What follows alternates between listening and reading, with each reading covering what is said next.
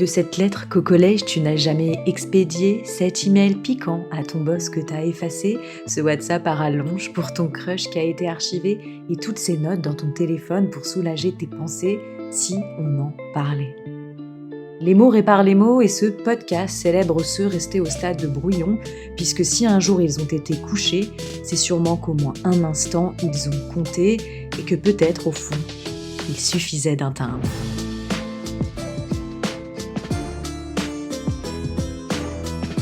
Bonjour à tous et à toutes et bienvenue dans ce nouvel épisode d'Il suffisait d'un timbre. Je suis Marion Gris et cette fois-ci je ne suis pas seule, loin de là. Car mon invitée est une et plusieurs à la fois. Mon invitée cultive avec subtilité sa double identité et elle se détermine elle-même par sa dualité. Tantôt Marie, parfois Max, un brin de sauvagerie, mais surtout beaucoup de grâce. Une seule artiste, mais clairement deux faces. Marie-Max est autrice, compositrice et interprète. Certains diront que sa destinée était déjà toute faite. Père, mère, grand-mère, ils sont tous du milieu, une situation qui a pu parfois faire quelques envieux. Marie-Max est née dans la musique, elle a grandi dans la chanson. Ça semblait donc plutôt logique qu'elle suive cette direction. Bah oui, mais non. Marie, pas encore Max, reste plutôt sage, sûrement pas tout à fait sûre du choix de son image. Jouer la sécurité, assurer ses arrières, c'est pas une recette miracle, mais il y a de quoi se satisfaire. Du moins un temps. 1 an, 5 ans, 10 ans, en 2025, c'est la bonne cette fois. Une dernière réunion, et puis s'en va. Depuis, Marie-Max se dévoile, se raconte sur scène, met un peu d'elle dans tous ses titres. Pourtant, il reste des choses qu'elle n'a pas dites. À eux, tout particulièrement. Ce message est signé Marie, pas Marie-Max. Non pas qu'il s'agisse de faire tomber un masque, c'est juste qu'avant de s'assumer pleinement, Marie était tout simplement une enfant.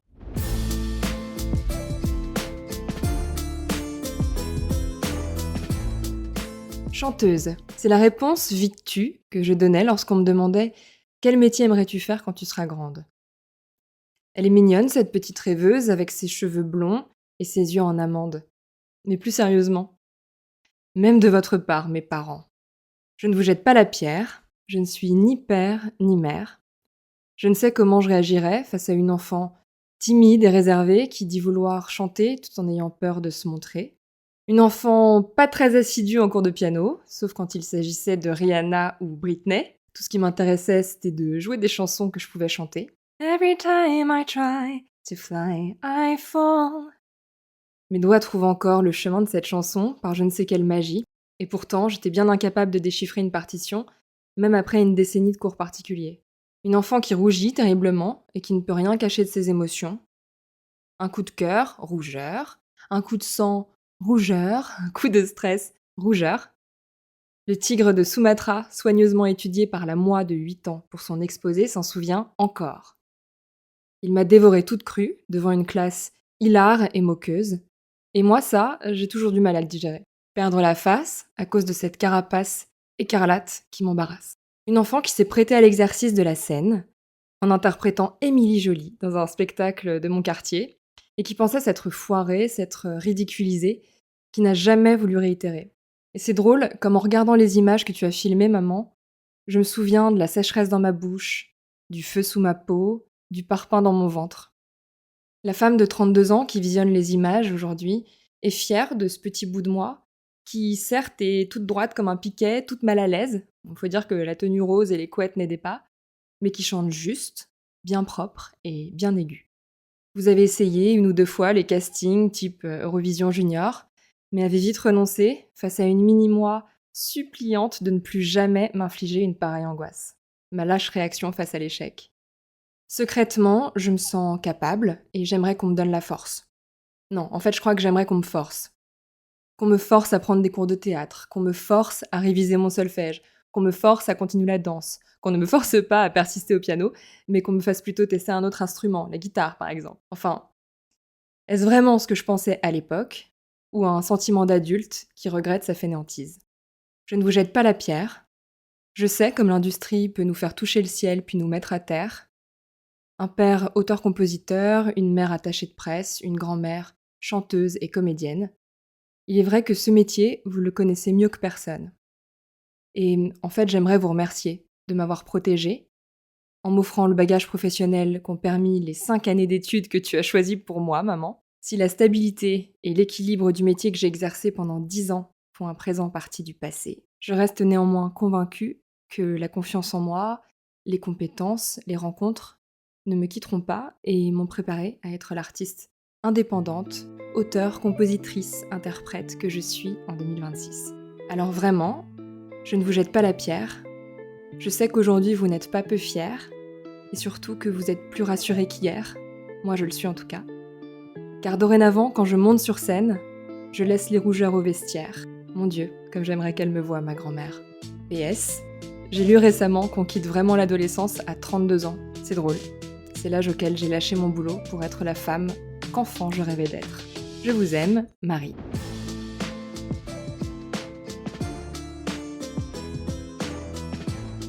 J'ai énormément de questions. C'est vrai.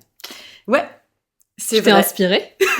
Bah, écoute, oui. Quand tu m'as parlé de ton sujet, de cette lettre, je pense que... Alors, pour la petite histoire, on se connaît quand même, pour ceux qui nous écoutent. On a travaillé ensemble dans ta précédente vie, ta vie d'il y a 1 an. Pendant 5 ans, on a travaillé ensemble. Pendant 5 ans, des 10 ans, donc, où tu as travaillé dans la même entreprise. On travaillait ensemble dans cette entreprise. Tu étais ma boss. Donc, forcément, moi, j'arrive avec ce que je connais de toi. Et donc, d'écouter cette lettre avec ce que je connais de toi n'est pas forcément la même chose que ce que les gens vont découvrir de toi. Mais c'est vrai que moi, je m'attendais à des choses en écoutant ça. Et j'ai pas forcément été servie par ce que j'imaginais. J'étais plutôt surprise de certaines choses. Donc, c'est vrai que ça m'a beaucoup inspirée. Et ma toute première question, déjà, c'est toi, qu'est-ce que ça t'a fait? De l'écrire? De l'écrire et de la lire aussi. Alors déjà, ce que ça m'a fait, c'est quand tu m'as posé la question de participer au podcast, ça m'a stressée d'abord. C'était le premier sentiment. Déjà parce que, comme tu le dis très bien, on a travaillé ensemble pendant 5 ans et j'ai adoré travailler avec toi. Et du coup, déjà, je me sentais honorée que tu me proposes de participer à ton podcast en tant que première, première interviewée. Et donc, j'avais un petit peu de pression, en me disant, il faut pas que je la déçoive. Je sais que Marion... Les gens ne te connaissent pas encore, du coup, mais ils vont te connaître. Tu es plutôt quand même exigeante et Moi? Oui. Ah bon. Oui, tu es exigeante, Très dans le bon sens du terme, mais tu aimes quand c'est bien fait, quand les mots sont justes, et tu aimes bien creuser aussi, donc je me suis dit, elle va me cuisiner. Et en même temps, j'étais assez, sereine, parce que je sais qu'on a une certaine confiance qui est installée entre nous, et que du coup, ça allait être un moment intéressant aussi pour moi, que c'était l'occasion de me plonger dans quelque chose qui faisait écho avec ma vie passée, ma vie d'aujourd'hui. C'est pour ça que j'ai choisi ce sujet d'ailleurs. Je voulais profiter finalement de ce temps de réflexion que tu m'offrais pour me concentrer sur quelque chose d'important. Qu'est-ce que je ressens que j'aurais pas dit, qu'est-ce qui me manque aujourd'hui. Tout ce que j'ai écrit, j'en ai parlé avec ma mère après. D'accord. Après te l'avoir envoyé, en lui disant sois pas surprise, parce que déjà avec ma mère on se dit beaucoup de choses. On se dit... Cette lettre, on est d'accord, s'adresse bien à tes 2 parents. À mes 2 parents. Okay. Mais quelque part elle est aussi beaucoup pour ma mère, notamment la partie merci pour le bagage, parce que c'est elle qui m'a poussée quand même. D'accord, donc globalement, plutôt ta mère, donc qui est attachée de presse, c'est ce que tu dis, enfin qui était, en tout cas attachée de presse, c'est ce que tu dis, ton père auteur-compositeur.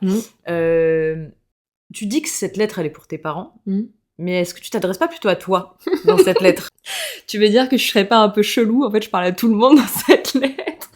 Non, mais t'as raison. Non, mais dans le sens où, en fait, là même en justifiant, parce que t'as justifié en fait l'écriture de cette lettre en disant j'ai réfléchi à tous les trucs qui m'ont manqué. T'as peut-être voulu aussi dire en gros, en tant que parent, enfin, on reviendra sur la parentalité, mais en tant que parent, c'est eux qui auraient dû peut-être me forcer, comme tu l'as dit. Donc tu l'adresses à eux, mais est-ce que c'est pas plus une excuse? Et qu'au final, il y a beaucoup de choses qui sont dites qui s'adressent plus à toi. T'as raison, et c'est pour ça qu'à un moment donné, je pose une question dans cette lettre en disant, est-ce que tout ce que j'exprime là, le fait que voilà, j'aurais voulu faire du théâtre, j'aurais voulu prendre des cours de chant par exemple, j'aurais voulu faire de la guitare, des choses comme ça. Est-ce que tout ça, c'est vraiment ce que je ressentais quand j'étais gamine? Ou est-ce que c'est moi, aujourd'hui, qui me met une petite claque en me disant t'étais une feignasse, quoi. Parce que c'est vrai que j'ai quand même eu la chance, et c'est pas le cas de tous les enfants, de faire 10 piges de piano. J'aurais pu prendre 1 heure tous les soirs pour déchiffrer mes partitions et pour faire du solfège, tu vois. T'en veux à la petite Marie ou à la Marie ado? Ouais, oui, parce que ça m'aiderait terriblement aujourd'hui. Et alors pourquoi j'ai pas été assidue, je sais pas. Est-ce que c'est parce que j'avais pas trouvé le bon instrument?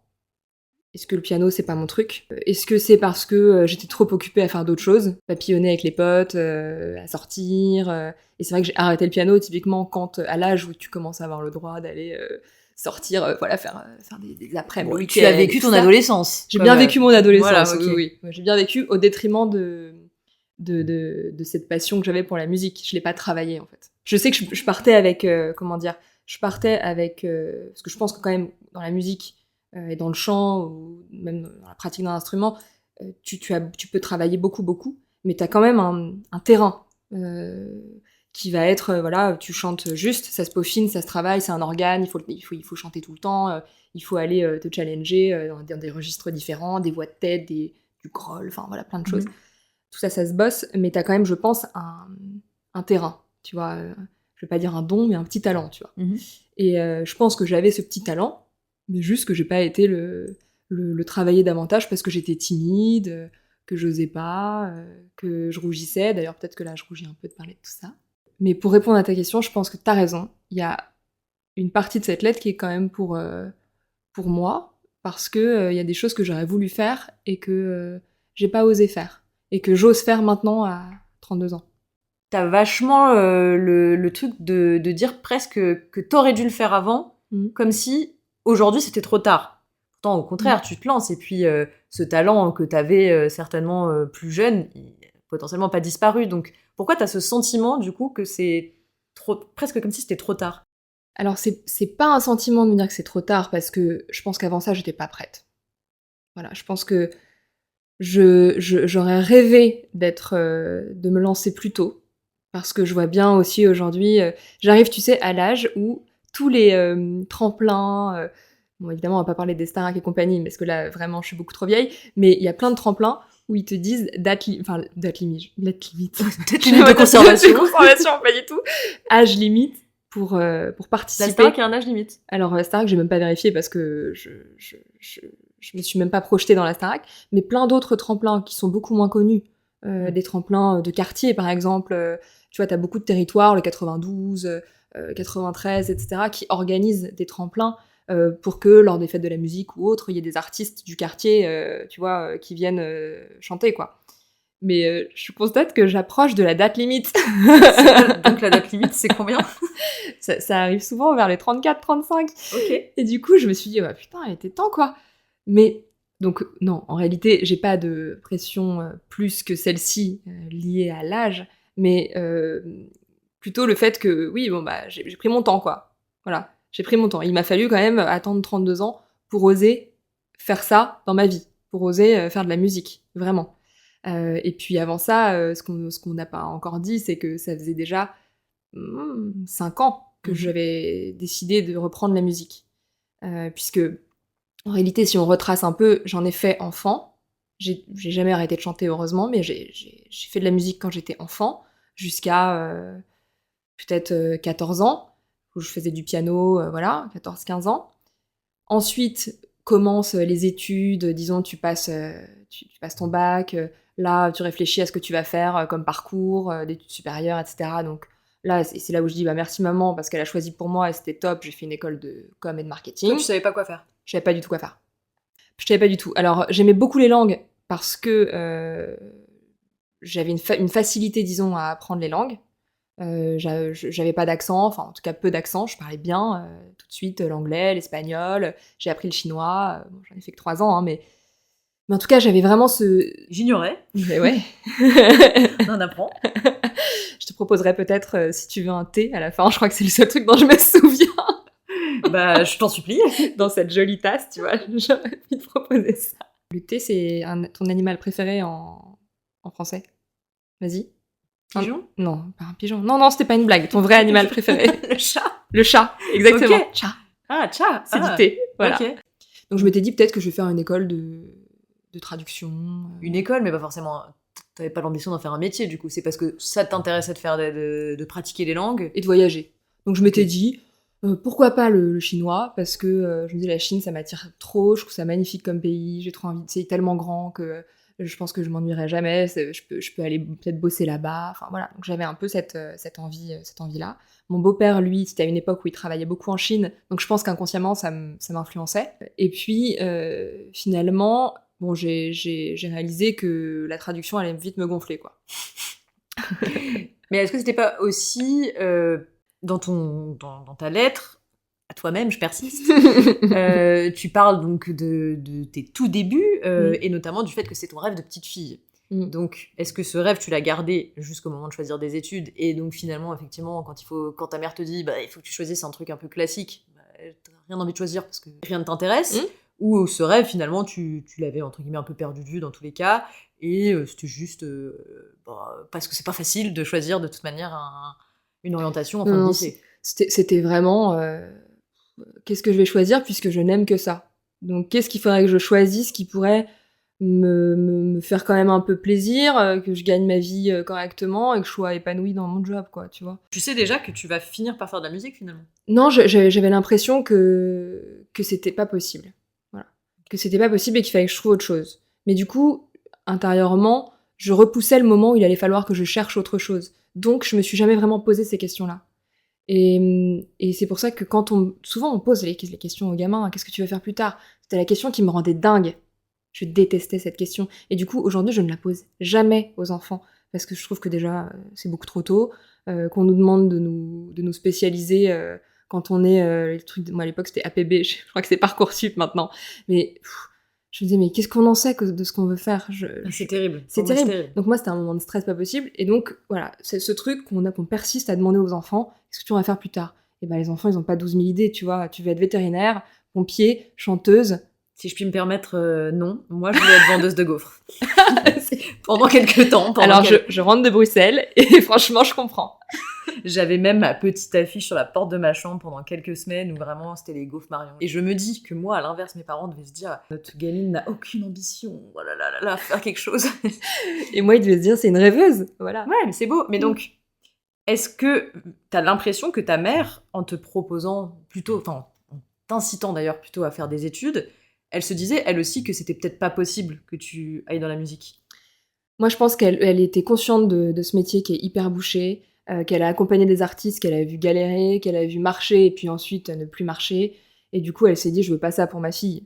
En plus, elle savait que même si j'avais exprimé cette envie-là, j'étais très timide. Donc je pense que, et à raison, elle s'est dit, c'est pas possible pour elle, elle est trop timide, ma fille. D'autant que tu lui disais, visiblement. En plus, je lui disais, parce que pour le coup, c'est peut-être pour ça aussi que t'as raison, c'est une lettre qui est pour ma mère et pour moi, c'est que c'est elle qui m'a écoutée en m'emmenant faire des castings. Tu vois, c'est ma mère qui m'emmenait.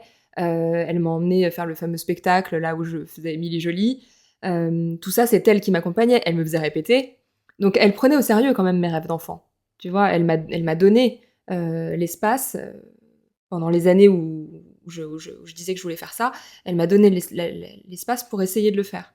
Simplement, je pense que déjà, j'avais ce problème de rougeur qui alors ça peut sembler anodin comme ça quand on en parle au micro juste comme ça, mais moi ça a vraiment été un handicap terrible et en fait je pense que ça m'a empêché de faire plein de choses.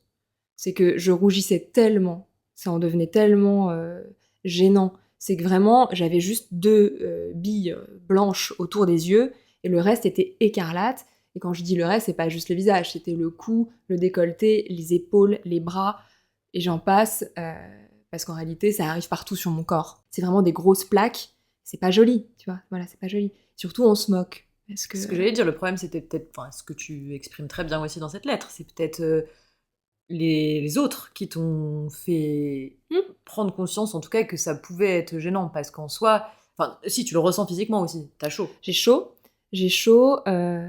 et puis, mais c'est même pas, à la limite ça se gère. C'est plus le fait de vraiment changer de teinte complètement, de voir que les gens sont plus intéressés par ça que par ton propos, parce que du coup, ils ne font que regarder le fait que tu vas devenir de plus en plus écarlate, et ils disent, mais... Donc ils se marraient en disant, bah respire. Mais je respire, connard. Tu vois, mais du coup, c'était encore plus stressant, parce que tout le monde me faisait une remarque là-dessus, et puis je mettais 2 heures à redescendre. T'as appris à le contrôler après, dans ta vie professionnelle, ou J'ai finalement aujourd'hui que tu j'ai l'as eu plus beaucoup de mal à le contrôler, parce que après, j'ai commencé à travailler. Après, enfin, il y a eu donc les études supérieures. Là, on fait beaucoup d'exposés devant la classe, etc. J'ai continué à rougir. Et je me souviens du BTS où on est en examen blanc sur un sujet de RP, je crois. Mhm. J'avais une vingtaine de minutes pour préparer le sujet, et ensuite, j'avais 2 personnes dans un jury. Et donc je fais le sujet, évidemment je deviens écarlate comme d'habitude, mais en fait jusqu'à présent ça me stressait devant les autres élèves, mais ça me stressait pas devant les profs, parce que je me disais ils vont comprendre. Les profs en général ils faisaient plutôt preuve de bienveillance. Et là je tombe sur un mec qui me dit par contre c'est pas possible de rougir comme ça, il va falloir faut mettre des foulards, enfin cacher, mais vous pouvez pas vous présenter comme ça et devenir aussi rouge, c'est très gênant, quoi. Et là, je l'ai regardé, je lui ai dit, vous pensez que pour moi, c'est pas gênant, en fait? Et que j'y peux quelque chose, surtout. Voilà, et que je peux le contrôler. Et en fait, le fait qu'il me... J'avais évidemment, tu te doutes bien, pas mis un décolleté, etc., puisque déjà que j'assume pas. En général, je mets des cols bien... tu vois, là, c'est le cas aujourd'hui. Je mets des cols qui me protègent, parce que j'ai toujours peur que ça se voit. Donc, j'avais peut-être pas de foulard, certes, mais j'avais... cacher ma peau. Ça t'est réarrivé de rougir comme ça pour tes ça t'est arrivé pour tes premières scènes quand t'as commencé à te lancer dans la chanson? Et bah bizarrement, non. Très bizarrement, non. Et ça m'est arrivé après dans mes expériences pro, tu vois, la vie classique, les 10 ans dans la boîte qu'on a fait ensemble. Je t'ai connue effectivement avec quelques rougeurs. Les prises qu'on faisait, je rougissais. Et quand j'ai commencé donc en 2021, parce que je crois que ça remonte à 2021 mon premier concert, je regarde les images et je me dis mais c'est drôle, je suis rosée, mais c'est pas ça les rougeurs. C'est pour ça que maintenant, j'en ai fait une chanson d'ailleurs qui s'appelle Rouge en fer, qui est pas sortie mais qui sort bientôt. Et maintenant, les gens qui me demandent pourquoi cette chanson, je leur raconte et ils me disent bon, enfin ça va, tu rougis pas tellement. T'es le genre mon saumon, bon, t'as un petit peu exagéré quoi. C'était ça. Et du coup, je suis là mais putain c'est pas possible, pourquoi on me croit pas? C'était un autre monde, mais peut-être que c'est mon corps qui disait mais t'es pas à la bonne place, et du coup c'était une réaction épidermique à la situation, quoi. Le fait que j'étais pas bien. Parce que c'est pas forcément lié au fait que tu sois stressée, du coup. Parce que quand tu montes sur scène, t'as, j'imagine, quand même ce stress, ce trac. Et pour autant, tu rougis pas. Donc, ou moins, en tout cas. Ou moins, ouais. Ouais, peut-être que je me sens plus à l'aise, plus alignée avec moi-même, que c'est un moment qui, certes, m'angoisse, mais en même temps me procure beaucoup de plaisir. Là où les conférences et machins comme ça me procurait aucun plaisir. Aucun. C'était la torture. Et c'est marrant parce que, je t'en avais parlé, je crois, les seuls modes de conférence qui me procuraient du plaisir, c'était quand on le faisait en anglais. Tu saurais dire pourquoi? Bah, je pense que c'était vraiment lié à la langue. C'était le fait de faire ma presse en anglais, et j'y avait peut-être un côté prestation, un peu chanté un aussi. peu chanté, ouais, avec ce côté, bah, c'est cet accent que j'adore maîtriser, un peu accent américain, machin, ça m'amuse. Donc, ouais, je me sentais peut-être en représentation. Ou aussi parce que finalement, en tout cas de ce que je connais de toi, et en comparaison avec une grande partie des personnes, moi également, peut-être qu'en France, en tout cas, dans le milieu professionnel, il y a quand même beaucoup de gens qui ont un niveau d'anglais un peu moindre aussi que toi, et aussi au niveau de l'accent. Et donc peut-être que là aussi, c'est un endroit, une situation dans laquelle tu te sens... alors, talentueux serait pas le terme, parce que c'est pas le bon terme quand on parle d'une langue, mais en tout cas, peut-être plus avec un petit truc en plus des autres. Oui, peut-être. Et je pense qu'il y a peut-être aussi de ça, de la même manière que quand tu chantes, t'as ce petit truc en plus des autres. Donc, ça t'aide à prendre confiance en toi, ce que peut-être dans tes premières expériences en maison de quartier ou pendant tes concours plus jeunes, ben, du coup, plus t'es mise dans une situation de compétition, donc c'est un peu compliqué. Est-ce que c'est pas ça aussi qui joue un petit peu? Ouais, sûrement. Cette Marie qui commence enfin à se faire confiance, d'ailleurs, c'est le cas en ayant décidé de quitter mon boulot pour faire que de la musique. c'est que je me fais plus confiance qu'avant. Ta maman avait senti un peu tout ça et en fait n'a fait finalement que suivre un petit peu toi, tes envies au moment et écouter vraiment tes envies. Donc on peut même plutôt dire bravo maman. Mais carrément. Carrément. Peut-être des remerciements même d'ailleurs. Ouais, enfin, s'il n'y a pas ma mère, peut-être que je grille les étapes, peut-être que j'ai pas le. Peut-être que je pense que j'en suis pas du tout là s'il n'y a pas ma mère qui me conseille, quoi. Et j'ai quand même eu besoin aussi, quand j'ai quitté le boulot, j'ai eu besoin de sa validation. Que de la sienne ? Non, mon père aussi. Mais je leur ai demandé, est-ce que vous me suivez, vous me suivez pas, est-ce que vous comprenez, etc. Et je crois que d'ailleurs, c'est même ma mère qui, au bout d'un moment, parce que forcément, je lui racontais tout. Donc, je lui racontais mes expériences au boulot, le fait que je commençais à faire de la scène, que je commençais vraiment à m'éclater, que j'écrivais mes premières chansons et tout ça. Et au bout d'un moment, elle m'a dit, je lui ai dit, maman, j'en peux plus du boulot, bon voilà. Et elle m'a dit, quitte-le. Et je lui ai dit, mais tu le penses vraiment ? J'ai le droit. Ouais, c'était ça. J'ai le droit, maman, mais on fait ça, nous. Et elle m'a dit, moi, je l'ai fait quand j'étais jeune. Et elle m'a raconté qu'elle a essayé de se lancer dans la musique. D'accord. Et alors, plus jeune que moi, donc elle avait certainement peut-être plus d'assurance que moi. La date de péremption n'était peut-être pas dépassée. C'est tout simplement pour ça. Et ouais, elle s'est lancée. Elle a quitté son job et elle s'est lancée. Si elle t'avait dit non mais Marie, je pense que c'est une très mauvaise idée, tu devrais pas le faire, tu l'aurais pas fait ? C'est pour ça que je finis avec le petit PS. PS, j'ai lu récemment qu'à 32 ans, on quitte vraiment l'adolescence. Je pense que je l'aurais quand même fait, mais que ça aurait été beaucoup plus dur, parce qu'il y a des moments où je suis down parce que je fais tout toute seule, je suis indépendante, j'ai pas de label, j'ai pas quelqu'un qui gère mes réseaux sociaux, je fais tout toute seule. Mais du coup, oui, je pense que ça aurait été beaucoup plus dur dans les moments down si ma mère avait pas été en phase avec ma décision. Parce qu'au moins, là, quand je suis down, elle me comprend, elle me booste. Là où, si elle n'avait pas cautionné, j'aurais peut-être eu plus de difficultés à lui dire là, ça va pas. Parce j'aurais eu peur qu'elle me dise oui, mais je te l'avais dit, tu vois, fallait pas prendre ce risque. Pas le je te l'avais dit. non, mais du coup, ça rend l'expérience et la prise de risque beaucoup plus confortable. Et ton père dans tout ça ? Et mon père, il est assez marrant parce que avant, il était pas du tout pour, il était plutôt flippé, quoi. De se dire, attends, ma fille, elle va se retrouver dans un truc où c'est compliqué pour les femmes, tu peux cartonner. Et puis mon père, il a fait beaucoup de chansons pour Laurie, par exemple. Donc il me dit, tu vois, elle a cartonné pendant des années, et puis après, malheureusement, ça a été terminé la musique. Mais bon, il m'a dit, voilà, faut avoir les reins solides quand même quand tu redescends. Et lui-même, il a été, à un moment donné, dans le creux de la vague. Voilà. Ça doit arriver à beaucoup d'artistes, effectivement. Exactement. Il a écrit des très belles chansons, et puis à bout d'un moment, il en vivait plus, quoi.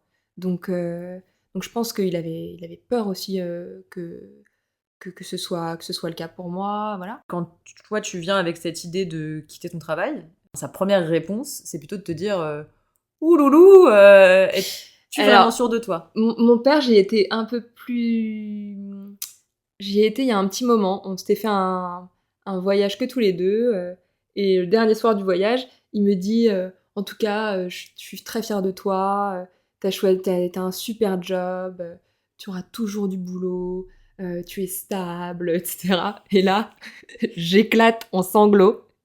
Et je lui dis ouais, mais papa, je suis pas heureuse. Forcément, tu commences tes études, tu commences un job. En fait, tu lâches ta passion parce que t'es à fond dans ton truc.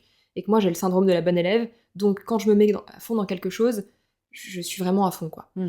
Donc, je faisais plus de musique. Et je lui dis, mais moi, voilà, j'aurais voulu faire de la musique, j'aurais voulu écrire des chansons, j'aurais voulu chanter mes chansons, j'aurais peut-être même voulu faire de la télé, présenter des émissions, être chroniqueuse. Je pars dans tous les sens. Et là, il me dit, ouais, mais à vouloir tout faire, tu vas rien faire. Je dis, oh putain, d'accord. La délicatesse d'une personne. Ouais, et en même temps, il le dit pas méchamment, mais je sens qu'il le dit comme peut-être comme quelque chose que lui, il a senti. enfin que lui il a ressenti pour lui-même, tu vois. Je sens une projection en fait quand il me dit ça. Ton père a voulu faire plusieurs choses? Ouais, mon père il a voulu être dessinateur, il a voulu être chanteur, il a écrit des chansons, il a bossé plutôt pour la télé. Ok. Il aurait pu être pilote moto, enfin il aurait pu faire plein de choses. Effectivement. Et en fait, donc, je me dis bon, la dernière soirée du voyage est peut-être un peu bancale finalement. Et on rentre à Paris.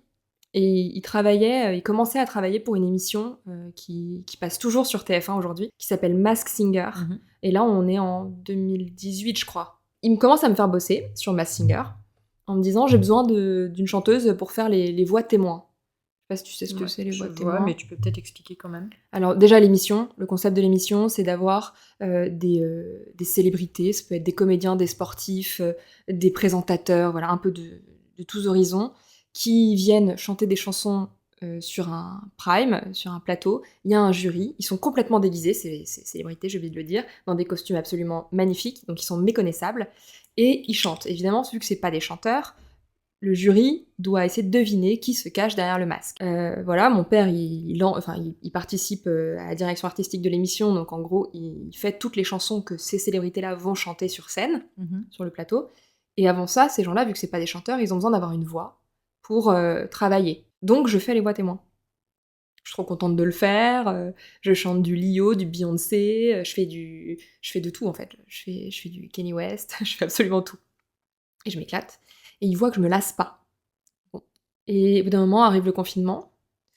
Là, je réalise que il écoute quand même de plus en plus ce craquage que j'ai eu. Ça résonne pas mal puisqu'il commence à m'envoyer des petits mémos sur son dictaphone. Il me balance des petites compos qu'il est en train de faire. Lui qui composait plus vraiment pour des jeunes artistes, hein, il avait un peu laissé ça de côté. Et puis bon, on fait des petits ping-pong comme ça, on se renvoie des trucs. Là, je me dis, bah attends, en fait, je crois que j'ai envie de poster sur les réseaux, là où avant ça, je n'avais jamais posté Marie Billon qui chante sur les réseaux sociaux. C'était exclu pour toi? Exclu, complètement. J'avais jamais assumé ça. Et là, donc, je commence petit à petit à le faire, à faire des reprises, voilà. Et donc, c'est là que j'ai réalisé que, ouais, mon père, finalement, gentiment me montrait qu'il était là pour m'accompagner. Et donc quand il a été question de quitter mon boulot, il m'a dit bah vas-y go hein. Et non, d'abord il a dit qu'est-ce qu'elle en dit de ta mère. J'ai dit maman valide, il a dit bah alors go. Bon, si ta mère est d'accord. Bon, en même temps, il avait une petite préparation qui durait depuis 7 ans. D'une certaine façon, il t'a un peu aussi testé pour voir si t'avais la flamme qui pouvait perdurer et peut-être ne pas s'éteindre qu'au bout de 2-3 mois et que c'était pas un caprice. C'était pas un caprice. Absolument. Oui, parce que c'est mignon, il me disait souvent que voilà, lui, il a essayé de faire ce métier-là, d'être sur le devant de la scène, etc., et que c'était pas son truc. Et qu'à contrario, j'avais vraiment montré, je lui avais montré en tout cas que j'avais cette volonté d'aller au combat sur scène, de cette prise de risque que lui qualifie un peu d'inconsciente. Tu vois, tu avais encore la fougue de la jeunesse finalement. Donc, voilà. Alors, je sais pas si tu te projettes vraiment avoir des enfants, etc., mais si on parle un peu de parentalité, finalement, est-ce que toi, demain, ta fille ou ton fils qui, pendant un temps, te dit j'ai très envie de faire de la musique, mais tu sens qu'en même temps, il n'a pas l'air d'être hyper à l'aise dedans, et tu as envie de respecter ça aussi, est-ce que du coup tu lui dis si, va aller, va faire de la chorale, va faire du piano, je voudrais que tu fasses de la flûte à bec, parce que franchement c'est hyper stylé, est-ce que tu vois, qu'est-ce que tu ferais en réalité alors je pense que alors c'est une fois de plus ce que moi je ressens parce que je me suis sentie à un moment donné un peu démunie dans le vocabulaire que je peux avoir quand je parle avec des réals ou autres. Donc je pense que j'aurais tendance à dire si vraiment tu veux faire de la musique, mais même si t'es trop timide, machin et tout, du coup, vu que moi, actuellement, j'ai l'impression que j'aurais dû me forcer à le faire, je pense que j'aurais tendance à le forcer un peu. D'accord. Mais évidemment, si je vois que le gosse il rentre en pleurant, en mode traumatisé, je vais peut-être arrêter. Mais j'aurais tendance à me dire,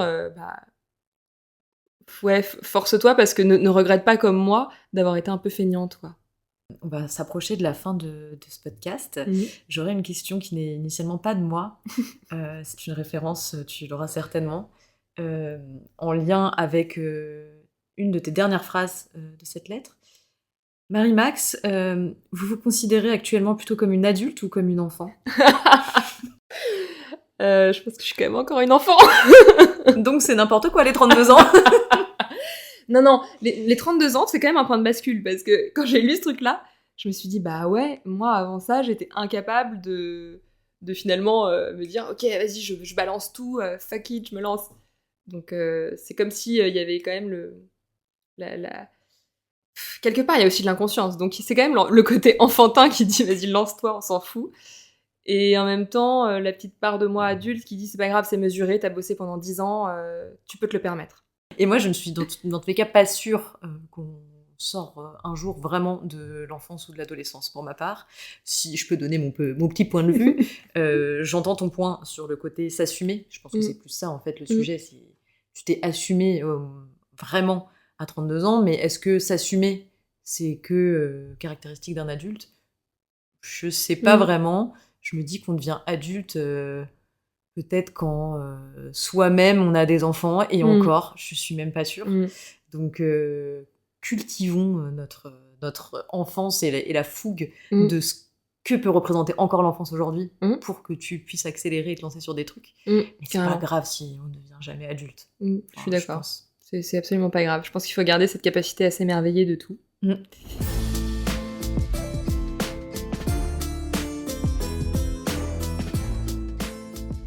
On lui souhaite quoi à Marie-Max ? On lui souhaite de vivre de sa musique. Et un petit succès avec quelque chose qui sort peut-être très bientôt ? Voilà. J'ai en effet un album qui sort très très bientôt. J'ai 10 titres dessus. Il y en a qui parlent de ce problème de rougeur sur ma peau, mais que je tourne en positif. Je raconte que c'est mes émotions qui se voient et que ça se voit aussi dans des moments très très joyeux. On n'en a pas parlé, mais on a plutôt raconté le côté stress et le côté négatif de la chose, mais quand j'ai une grande joie, je vais m'arrêter là. Ok. Je rougis aussi. Voilà, donc... mais donc voilà, on souhaite à cette chanson, j'espère qu'elle résonne, et qu'elle parle aussi à d'autres gens qui n'ont pas forcément des rougeurs, mais qui peut-être bégayent, peut-être... transpirent un peu trop, ont les mains qui tremblent. Tu parles aussi d'ailleurs de ton syndrome de l'imposteur et du fait de ne pas être à ta place dans ta carrière professionnelle, dans une chanson que tu as déjà sortie qui s'appelle Syndrome. C'est ça. Donc finalement, cet album raconte tout ce que tu as un peu raconté aujourd'hui. C'est vrai. Merci Marie. Merci Marion. Et à bientôt. À très vite.